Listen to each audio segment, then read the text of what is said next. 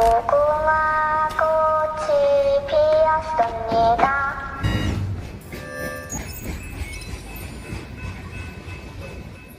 1857 में अंग्रेजों ने मुस्लिम मानसिकता, उनकी साइकी समझने के लिए कैप्टन लीज को भारत बुलाया। 4 साल के एक गहरे अध्ययन के बाद 1858 में लीज ने अपनी रिपोर्ट में बताया कि मुसलमान अपने आप को भारत की संतान नहीं मानते, वे खुद को आक्रमणकारियों की संतान मानते हैं, वे अपने को भारत का शासक वर्ग समझते हैं। 1857 के विद्रोह को देखकर ब्रिटिश सरकार की जड़ें हिल गई थी। उन्हें कुछ ऐसा चाहिए था जिससे वो भारत पर लंबे समय तक राज कर सके और मुसलमानों की यही मानसिकता आगे चलकर अंग्रेजों का सबसे बड़ा हथियार बनी। शुरुआत हुई 1906 में मुस्लिम लीग की स्थापना से। लीग का पहला उद्देश्य मुसलमानों के अधिकारों का बचाव करना था, लेकिन बाद में यह उद्देश्य भारत के अंदर मुसलमानों के लिए एक अलग इस्लामिक स्टेट बनाने में बदल गया। उदाहरण के तौर पर सारे जहां से अच्छा हिंदुस्तान हमारा, यह गजल 1904 में मोहम्मद इकबाल ने लिखी। ठीक 1 साल बाद मोहम्मद इकबाल मुस्लिम लीग का सबसे मुखर समर्थक था और उसके बाद 2 नेशन थ्योरी के लिए लड़ने वाला पहला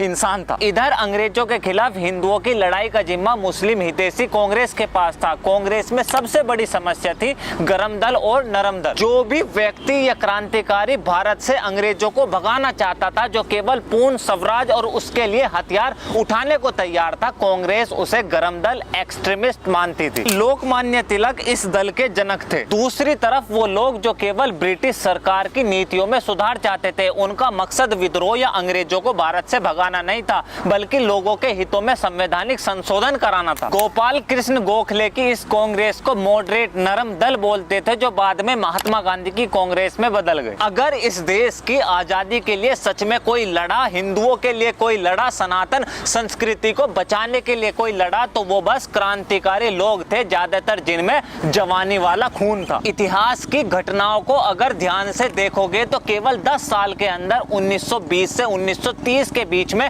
लोकमान्य तिलक, भगत सिंह, लाजपत राय, रामप्रसाद बिस्मिल, सूर्य सेन, खुदीराम बोस, राजगुरु, सुखदेव, लगभग हर क्रांतिकारी बलिदान हो गया। 1930 के बाद इस देश में ना कोई आजादी वाली क्रांति हुई, ना कोई बलिदान हुआ, तो अहिंसा आंदोलन, अनशन और भारत तेरे टुकड़े होंगे अभियान। शब्द गंभीर है, लेकिन महात्मा गांधी की कांग्रेस कभी भी अंग्रेजी राज को पूर्णतः खत्म करने के लिए नहीं लड़ी, कम से कम 1940 तक तो बिल्कुल भी नहीं, और इसके प्रमाण हैं। 1928 में कांग्रेस ने एक नेहरू कमेटी का गठन किया। इस कमेटी का कार्य भारत का वो संविधान बनाना था जो भारत को डोमिनियन स्टेटस, ब्रिटिश सरकार का उपनिवेश घोषित कर आजादी को रिजेक्ट करे। उसी वर्ष कलकत्ता अधिवेशन में गांधी द्वारा उस रिपोर्ट को मूव किया। साथ ही साथ यह भी बोला गया कि 31 दिसंबर 1929 तक इस देश में कांग्रेस के नाम पर आजादी का कोई प्रोपोगेंडा नहीं होगा। आजादी उपनिवेश में बदल गई। लगभग 10 साल बाद भी गांधी जी मिस्टर पोलक को एक लेटर में लिखते हैं कि अगर ब्रिटिश सरकार आज भी भारत को डोमिनियन स्टेटस का दर्जा दे दे तो वो खुशी खुशी स्वीकार कर लेंगे। साल 1940 2 घटनाओं ने अंग्रेजों को सुन कर दिया। एक, दूसरे विश्व युद्ध की वजह से अंग्रेज सैन्य और आर्थिक शक्ति में पिछड़ गए। दूसरा, सुभाष चंद्र बोस की आजाद हिंद फौज से अंग्रेजों के पैर कांपने लगे। इस समय अंग्रेजों को पहली बार ऐसा लगा कि उन्हें भारत को छोड़ देना चाहिए। इसी समय देश में 2 और बड़े वाकया हुए। एक, गांधी जी ने विश्व युद्ध में अंग्रेजों का समर्थन करने से मना कर दिया और क्विट इंडिया मूवमेंट की घोषणा कर दी।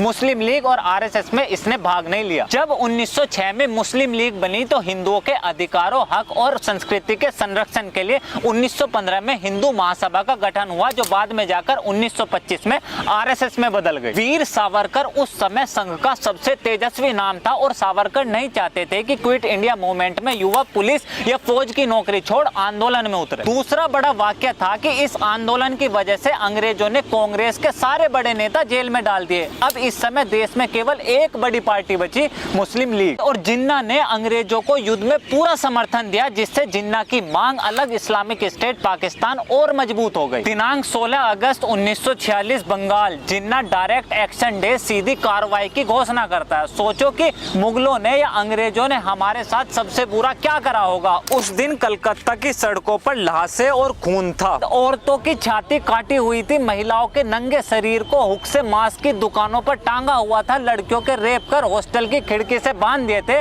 और अगर मैं गलत नहीं हूं तो 16 अगस्त का दिन रमजान पाक महीने का 18वां दिन था। इस नरसंहार ने भारत का विभाजन लगभग तय कर दिया। लेकिन वो कांग्रेस में कौन था जिसने सबसे पहले बंटवारे को हाँ करी? इसके जवाब में इतिहास कभी नेहरू कभी पटेल तो कोई गांधी जी को जिम्मेवार बताता। आपको क्या लगता है कि मुसलमान 1857 की क्रांति में अंग्रेजों के खिलाफ क्यों लड़े? और मान लो कि अगर अंग्रेज हार जाते तो भारत पर शासन कौन करता? 1857 की लड़ाई मुसलमानों की तरफ से अंग्रेजों और हिंदुओं के खिलाफ जिहाद था, क्योंकि अंग्रेजों से पहले 700 साल तक देश में मुस्लिम शासन था। इसी वजह से बड़े व्यापारी और जमींदार भी वही थे, कोर्ट की भाषा और न्याय व्यवस्था भी उनकी थी, और हिंदू मुसलमानों से नीचे दर्जे के गिने जाते थे। ये नशा मुसलमानों के खून से अभी गया नहीं था। वो किसी भी तरह भारत पर अपना दोबारा राज चाहते थे, और ऐसा नहीं है कि उन्होंने इस बात को छुपाया। 1908 में मोहम्मद अली ने गोखले को लिखा था कि भारत का मुसलमान भारतीय जड़ों से ज्यादा अपनी पैन इस्लामिक पहचान से लगाव करता है। 1925 में डॉक्टर सैफुद्दीन ने अपने भाषण में बोला, अगर हिंदुओं ने भारत में तंजीम मूवमेंट को रोका तो भारत का मुसलमान अफगानिस्तान और बाकी मुस्लिम ताकतों के साथ मिलकर इस देश पर राज करेगा। मुस्लिम लीग ने कई बार साफ साफ ऐलान करा कि मुसलमान हिंदुओं के साथ एक समान शर्त पर नहीं रह सकते, जो बाद में जाकर पाकिस्तान एक मांग में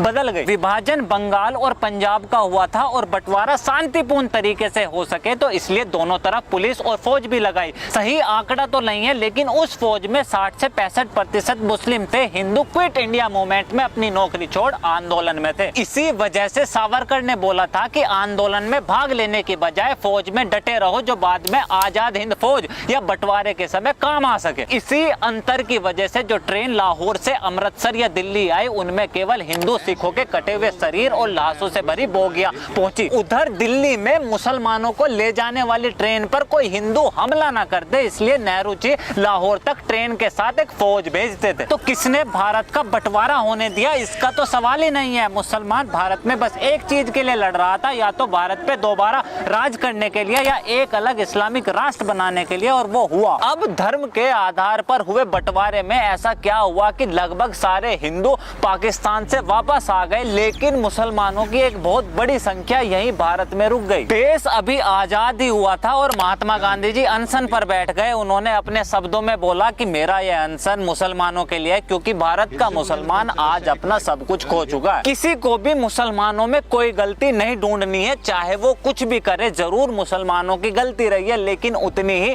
हिंदू और सिखों की भी जिम्मेवार रहे हैं। किसी भी हिंदू सिख को ऐसा माहौल नहीं बनाना है जिससे मुसलमानों को मजबूरन भारत छोड़ पाकिस्तान जाना पड़े। चाहे पाकिस्तान में सारे हिंदू मर भी क्यों ना जाए, फिर भी भारत में चूं की आवाज नहीं आनी चाहिए। आज नहीं तो कभी भविष्य में इतिहास मेरे इस कृत्य को, मेरे इन शब्दों को सार्थक अर्थ देगा। 30 जनवरी 1948 में गांधी जी को गोली मारने के बाद गोडसे के आखिरी शब्द थे, कहानी अभी 2 साल 1950 तक की बाकी है। अहिंसा और आजादी के असली सच को तैयार रहना। राम राम। आपका मेरे ऊपर यह विश्वास, आपकी यह सपोर्ट मैं शब्दों में धन्यवाद नहीं कर सकता, लेकिन विश्वास दिला सकता हूं कि हिंदू जागृति की यह शंखनाद अब और जोर से गूंजने वाली है। तो प्लीज द टॉक शो को फाइनेंशियल सपोर्ट करें, और अगर आर्थिक मदद नहीं कर सकते तो इस वीडियो को ज्यादा से ज्यादा सनातन हृदय तक पहुंचाने में सहयोग करें। मेरा यह काम पसंद आए तो प्लीज इस चैनल को सब्सक्राइब करें। This is Alok Kumar from talk. See you next video. Jai Hind.